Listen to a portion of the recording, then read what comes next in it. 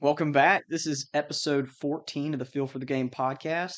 We're going to go ahead and get into our game recap from Auburn versus Missouri. So, this was both of our first times getting to go see an Auburn game in Jordan-Hare, taking on ranked Missouri. This was a big game for Auburn, big turning point for them. For them to be able to win this game would have been a really big deal. So, we were really excited about this one. We felt like it was going to be really close, and that was the outcome we ended up getting. Missouri ended up winning in overtime. Was it double overtime they ended up winning in? Yeah, Yeah, so double overtime win. Pretty sure Auburn ended up turning it over on downs to close out the game, which is not how Auburn fans wanted to see this with a game end. sack, of course. Yeah, I think that was kind of what the doctor ordered for Missouri. It felt like that was the illness that Auburn had been diagnosed with pregame. There was no cure. There was nothing they could do that would change the outcome. They just had to find a way to get the ball out quicker, and they did not do that. But final score was 20. 3-17. Yeah, so we were all over this one. I had the final score being 26-20. So I had the spread right. I had Missouri by 6. Landon was almost dead on with 24-17, but Missouri had to go for 2 in double overtime. That's the rule. You can't just kick an extra point in double overtime now. You have to go for 2, and they missed it. So regardless, he wouldn't have hit unless they kicked an extra point. But we were all over this game. I think we really had a good feel on this one.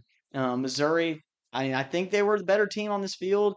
Going into Jordan-Hare and winning an away game is not easy. So I was impressed for the most part, but it wasn't typical fashion for Missouri. They didn't run the ball very well and turned the ball over twice through the air. No touchdowns passing for Bo Prigel in this game. I feel like they really just took advantage of how inept Auburn is offensively. And that's really what won them the game. Because they didn't do anything special on offense. They didn't run the ball very well. Passing was hit or miss. It's just Auburn's offense being just so bad. Yeah, I think there's just kind of a feel throughout the game. I've never been to a football game where the home crowd didn't know how they felt at different points of the game. Just the feel always changed. Like when Auburn broke off a big run, like it felt like everybody was asleep. And then they would break off a big run like once every other quarter, and the whole crowd would go crazy. It still wasn't even that loud, which is a little disappointing. But then the fans would get back into it, and they would get in scoring position, and Jackson Arnold would take sacks, and they would either miss a field goal or make a field goal and not end up scoring a touchdown to convert when they should have. I think they got all the way down to the 1 yard line early in this game, and I think they had a penalty maybe and a sack, which ended up forcing them to kick a field goal. I know the fans weren't happy about that. I think that was actually later in the game. I think early in the game they actually converted decently. Because they got inside the one twice, and I think they got touchdowns. Or no, because they had 17 points. Yeah, I Or think they what had was to the kick a other field goal the touchdown? first Because time. they got 10-7 there for a while. I know they I had think they got within the five once, and then they had to settle for a field goal. And then after like a sack or it was because of a sack and like a penalty, and then they missed it. They had two relatively short field goals that they missed, like both within 40 yards, I think.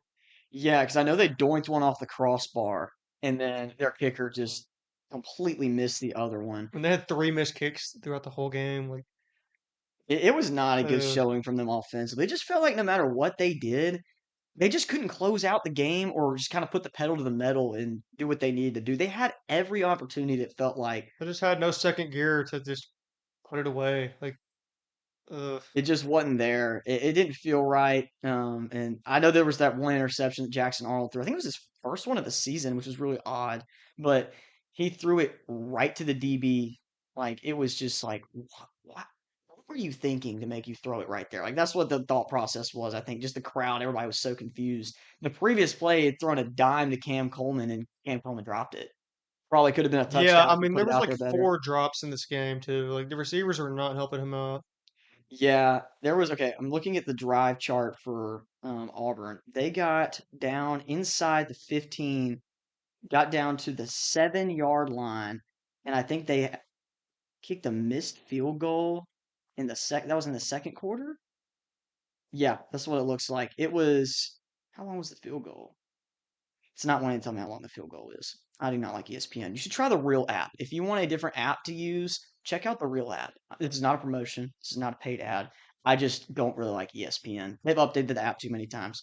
But regardless, what really was the standout for us, I think, was just the fact that Auburn wasn't capitalizing on key stops. Their defense played great. They have an elite defense. I feel like they're probably one of the best defenses in the SEC, if not a top 15 defense in the country. But I mean, they just couldn't do anything on offense. It just felt like this team was inept, and Hugh Freeze did not make calls in situations where the team needed a big play. It just felt like you should have those plays drawn up from practice that you can call in those key situations, and then this offense just wasn't creative enough. They had a lot of broken down plays turn out to be successful sometimes. Jackson Arnold's scrambling ability is really the only thing that keeps this offense going, and a lot of times he pays the price for it while waiting too long in the pocket. But I noticed with Missouri not being able to run the ball, like they had them right where they wanted them. When Missouri can't run the ball, then they know they have to throw. Auburn started playing a cover zero, and Missouri just could not get the ball out quick enough. Bo Priola started taking sacks and throwing incompletions, and finally, late in the game when it mattered, they started to drive and throw those slants and dig routes, and it paid off for them in the long run because Auburn just kept running cover zero blitzes on them. So Missouri found a way to expose Auburn's defensive plan late, but they shouldn't have been able to get the game into overtime with 17 points. Auburn not being able to get at least 20 at home in this scenario when they had plenty of opportunities was really frustrating to watch. I'm not even an Auburn fan. I think the one thing we kept talking about, the two of us, was how frustrating the life of an Auburn fan has to be. Like we were sitting in just a huge crowd of Auburn fans, and it just felt like these fans have just seen this happen over and over and over again. Like they just know what to expect. I mean, it's been 3 times in a row this year. Yeah, Now four, counting yesterday, I and think that then the previous couple of years. Like, I think it's just been a reoccurring theme for so long that they're just used to it. And I'm surprised that Hugh Freeze hasn't already gotten fired today. We're recording on a Sunday for the first time. We just got back in from Auburn today. I'm shocked that we haven't seen a notification about Hugh Freeze, at least having this discussion with athletic directors about firing him. I mean, we already saw Billy Napier get fired. That happened this morning. I'm sure we're going to see something with Mike Norvell come out here pretty soon. They're talking about what they're going to do about him moving forward. but what's funny about that is I mentioned to you earlier, there was a Norvell fire today, Yeah, but it was I thought it Jay was going to be Norvell. FSU's Mike Norvell. Yeah, it was Colorado State's Norvell. That was some interesting news from today. Yeah, I think they were 2-5, so they didn't really They start off were very hot. so bad, and they were like, I think they went 9-4 last year and had like most of their team returning. I don't know what happened to them, but Yeah, the last time I remember them being even relevant at all was when they played Colorado and got absolutely like just destroyed by Shador Sanders and Travis Hunter. That was bad. That game was not really that good. well, the year before they took them into like double overtime. Yeah, I haven't That got to was the watch that mid game. Colorado team. Yeah, they went like 4-8 that year. But yeah, that's interesting. So I think we'll probably see Norvell and Hugh Freeze. The discussions start to heat up. If it doesn't happen today or this week, it's coming. I fully anticipate that happening here pretty soon. Luke Fickle as well. Yeah, I mean, That's long overdue. what they lost 30-40 this week, or Yep, was it zero 38? 0 points the last 2 weeks. 34. Yeah. Yeah, I mean Ohio State did whatever they wanted to do in that game. It was bad. But going back to our game that we went to, I had a great time. I thought Auburn's campus was really nice. I'd love to go back for another game, but as long as Hugh Freeze is coaching there, I mean the environment, like I don't see it getting much better. It wasn't very loud. I It just wasn't that expected more. loud. Like the crowd, what's it like over 90,000? 87. 87. I mean, for a crowd with 87,000 people, there's no excuse for the stadium to be not as loud as it should be. Like I've been to a state game this year for the first time. What is state seat? 63, 62, 61, something in there. Yeah, and you got to factor in the cowbells, but the fans are significantly louder in Starkville.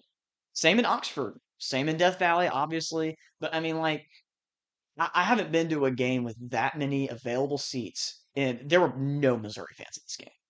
Like maybe a couple thousand, not Yeah, it much. wasn't much. Yeah, I mean, we are sitting near most of them, but there were not many, and it just felt like the Auburn fans were just falling asleep in this game, which I don't blame There them. were I had a to watch lot that of on the them there, fence. though. You got to give them that.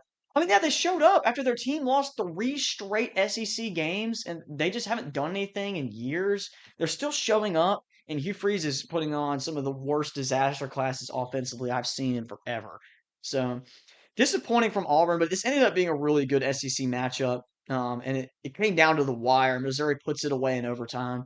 I had a great time. We had picked another game that we had been to correctly and almost nailed the score on both ends. So keeping our streak alive of being undefeated in games we've attended, and we have continued to pick good semi one possession games. I think the Southern Miss and South Carolina games were the only non one possession games we've And been to. Tulane.